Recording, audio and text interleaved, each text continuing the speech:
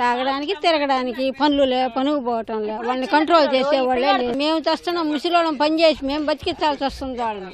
తాగి గుండె అంతా చెడిపోయిందంట సార్. కడుపు ఉబ్బరం వచ్చేసి ఉంటా 3 ఏళ్ళు మంచం మీద పడి చచ్చిపోయా. అప్పటి నుంచి ఇంట్లో జరిగేది కూడా కష్టం నాకు. బీడీలు చుట్టుకుంటా అంటే ఇప్పుడు అవి కూడా చుట్టలేను. ఆ పిల్లోనికి వాళ్ళమ్మ లేదు. ఆ పిల్లోని నేనే సాకల్లా. బాడికి కట్టలేను నేను. దయచేసి ఆ మంది ఎత్తిపోయింది సార్. తాగుతున్నాయి ఇప్పుడు ఇంకా కొంచెం బాగా అయితే చాలు అనుకుంటున్నాం సార్. లివర్ భంగం అవుతుంది.